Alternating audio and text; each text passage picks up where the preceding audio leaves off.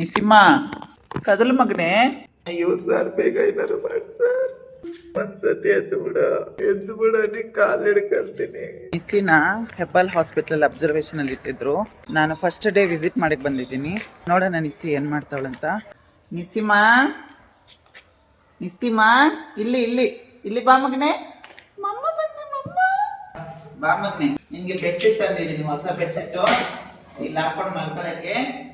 ಇಲ್ಲಿ ನೋಡು, chicken soup ತಂದಿದ್ದೀನಿ ನನ್ನ ಮಗಳಿಗೆ. ಇರಪ್ಪ, ಬೌಲಲ್ಲಿ ಹಾಕೊಡ್ತೀನಿ. ತುಂಬಾ ವೀಕ್ ಆಗ್ಬಿಟ್ಟವಳೆ. ಇವಾಗ ಸೂಪು ಮತ್ತೆ ರೈಸ್ ಕೊಡ್ತಾ ಇದ್ದೀನಿ. ಈ ರೈಸು ಈ ಸೂಪ್ ಬಂತು ರಾತ್ರಿಗೆ. ನೋಡ್ಕೊಂತಾರಲ್ಲ ಡಾಕ್ಟರ್ಸು, ರಾತ್ರಿ ಕೊಡ್ತೀನಿ ಅಂತ ಹೇಳಿದ್ದಾರೆ. ಇಲ್ಲಿ ಇಟ್ಬಿಟ್ಟು ಹೋಗ್ತೀನಿ. ಊಟ ಮನೆಯಿಂದ ತಂದ್ಕೊಡೋದು ಅದು ಆಪ್ಷನ್ ಇರುತ್ತೆ. ನಾವು ತಂದಿಲ್ಲ ಅಂದ್ರು ಅವ್ರು ಇಲ್ಲಿರೋದು ಊಟ ಹಾಕ್ತಾರೆ, ನೋಡ್ಕೊಂತಾರೆ ಡಾಕ್ಟರ್ಸ್ ಎಲ್ಲ ಚೆನ್ನಾಗಿ. ಎಷ್ಟು ಕಲ್ಲಿತ್ತು ಗೊತ್ತಾ ನೀನ್ ಹೊಟ್ಟೆಯಲ್ಲಿ. ಶಾಕ್ ಆಗ್ಬಿಟ್ರೆ ಎಲ್ಲರೂ.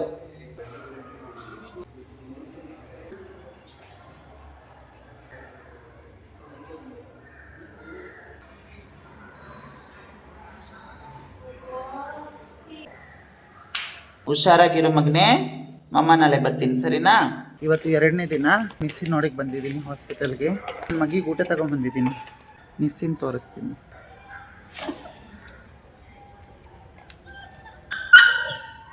ಫೋನ್ ಮಾಡ್ತಿದ್ ಪಾಪು. Neck belt ಬಿಡಿಸ್ತೀನಿ. ಓನೆ ಬಾ. ನಿಸ್ಸಿ ಮೇಲೆ ಅಕ್ಕರೆಯಿಂದ ತುಂಬಾ ಜನ ಹೇಳಿದ್ದೀರಾ ನೇಲ್ ಕಟ್ ಮಾಡಿಸಿ ಅಂತ. ಕೊನೆಗೆ ನೇಲ್ಸ್ ಕಟ್ ಮಾಡಿಸಿದ್ದೀನಿ. Chicken soup. ನಿಸಿಮ್ಮ, ಇಂದ ಸೂಪ್ ಕುಡಿ ಸೂಪ್ ಕುಡಿ. ಈ ಸೂಪ್ ನೈಟ್ಗೆ. ಇದು ಸೂಪು ಮತ್ತೆ ಅನ್ನ ಕೊಡ್ತಾ ಇದ್ದೀನಿ. ಇಂದ ಸೂಪ್ ಬೋ, ತಿನ್ಮಗ್ನೆ.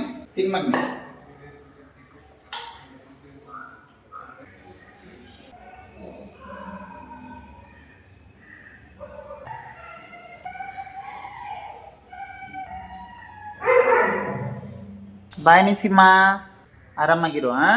ಯಾವಾಗಲೂ ನಾನು ಮಧ್ಯಾಹ್ನ 1-1:30ಗೆ ನಿಸಿಗೆ ಊಟ ತಗೊಂಡು ಹೋಗ್ತಿದ್ದೆ. ಆದರೆ ಅವತ್ತು ಮಾತ್ರ ಯಾವುದೋ ಪರ್ಸ್ನಲ್ ಕೆಲಸ ಇತ್ತಂತ ಮಧ್ಯಾಹ್ನ ಈವ್ನಿಂಗು 8 ಗಂಟೆ ಮೇಲೆ ಊಟ ತಗೊಂಡು ಹೋಗಿದ್ದೀನಿ. ಇದು 3ನೇ ದಿನ. ನಿಸಿಮ್ಮ,